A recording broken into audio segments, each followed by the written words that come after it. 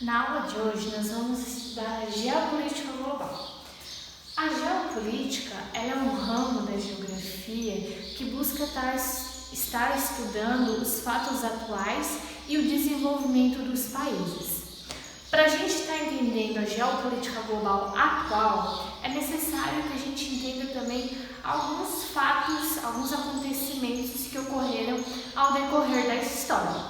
O primeiro deles é a Segunda Guerra Mundial, que foi um conflito militar que ocorreu entre 1939 e 1945, onde a gente tinha dois grupos opostos. Os aliados, formados pelos Estados Unidos, pela União das Repúblicas Socialistas Soviéticas, pela China e pelo Reino Unido. E a gente também tinha do outro lado o eixo, formado pela Alemanha, pelo Japão e pela Itália. Os aliados saíram então vencedores dessa guerra. Só que após o fim da Segunda Guerra Mundial, muitos países, principalmente os países europeus, eles saíram com a sua economia completamente desestabilizada após a guerra. A União das Repúblicas Socialistas Soviéticas, apesar da sua participação ativa durante a Segunda Guerra Mundial, conseguiu manter a sua economia equilibrada, diferente dos outros países do continente. Já os Estados Unidos, que vinha de um crescimento econômico muito grande desde a segunda metade do século XIX, também conseguiu ter uma estabilidade econômica após o fim da guerra. O país se aproveitou da debilidade dos outros países para aumentar, para expandir as suas relações internacionais. E com o fim da Segunda Guerra Mundial, lá em 1945, os Estados Unidos e a União Soviética, elas despontam como as grandes potências mundiais. E essas duas superpotências, elas defendiam sistemas completamente opostos. Os Estados Unidos eram o carro-chefe do capitalismo e a União Soviética comandava o bloco do socialismo. Nesse período, então, o mundo passa a ser chamado de um mundo bipolar, porque a gente tem dois países, duas superpotências que estão influenciando o mundo todo, influenciando todas as relações políticas, econômicas, sociais. E esses dois países, eles tinham ideias totalmente opostas.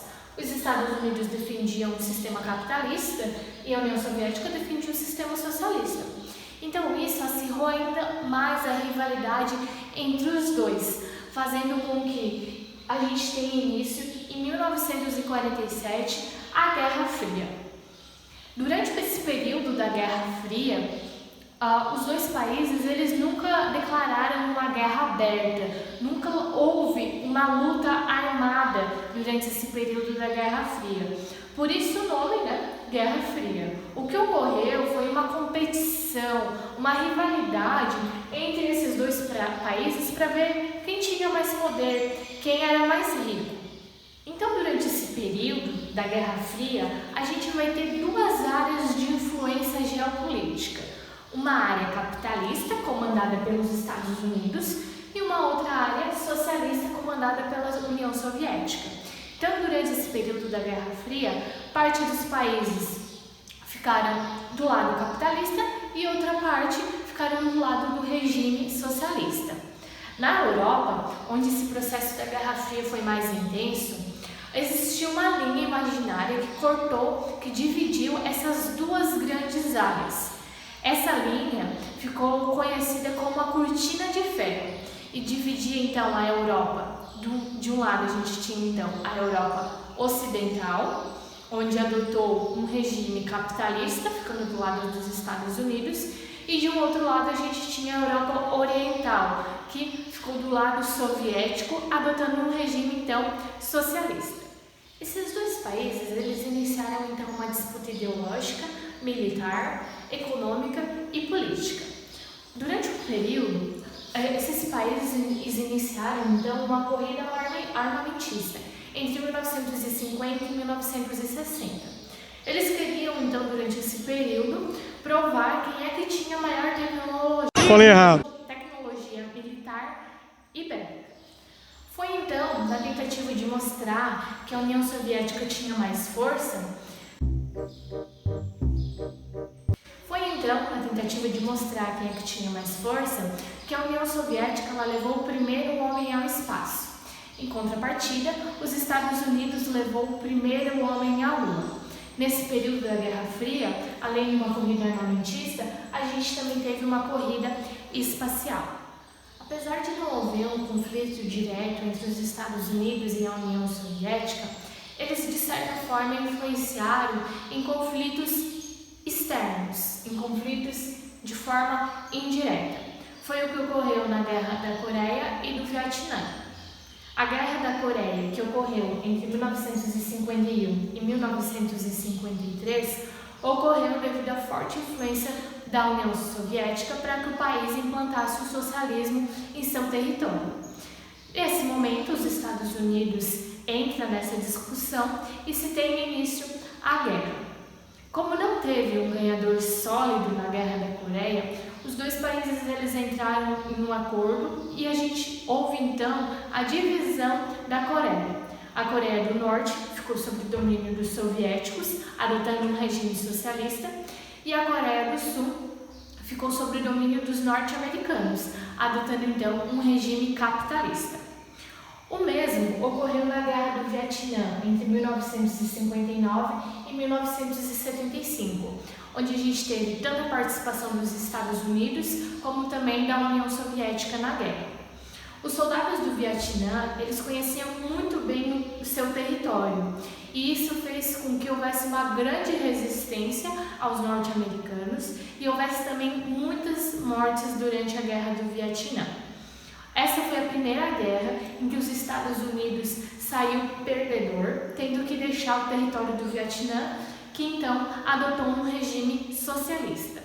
Bom, e é no ano de 1991 que a geopolítica global ela vai sofrer grandes transformações. Nesse período, a gente vai ter o fim da ordem bipolar. Isso ocorre devido ao fim do socialismo e à queda da União Soviética. O mundo, então, ele deixa de ser bipolar, deixa de existir um regime socialista e o mundo passa a ter apenas um sistema político-econômico predominante, que é o capitalismo. Com exceção de Cuba, Coreia do Norte e da China, que ainda utilizam um sistema socialista de forma parcial em sua economia, os demais países adotaram um regime capitalista, que está em vigor lá desde a década de 90. Dessa forma, com o fim da ordem bipolar e com a ascensão e predomínio do capitalismo no mundo todo, a gente vai ter o surgimento de vários novos polos de influência política e econômica. Com isso, o mundo passa a ter uma nova ordem mundial. Essa nova ordem agora faz com que o mundo seja multipolar. Ou seja, antes a gente tinha um mundo bipolar com duas superpotências.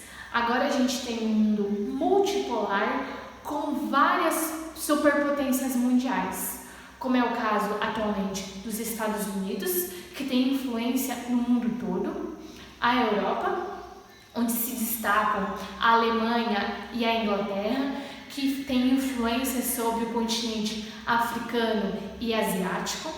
A gente tem também o Japão como uma superpotência atual, que influencia todo o sudeste asiático, assim como a Oceania. E atualmente estão surgindo vários outros polos menores de influência mundial, como é o caso da Rússia, de alguns países do Oriente Médio e como é o caso da China, que atualmente vem se destacando como a nova superpotência da geopolítica global atual. A China, ela vem expandindo as suas relações internacionais, dominando principalmente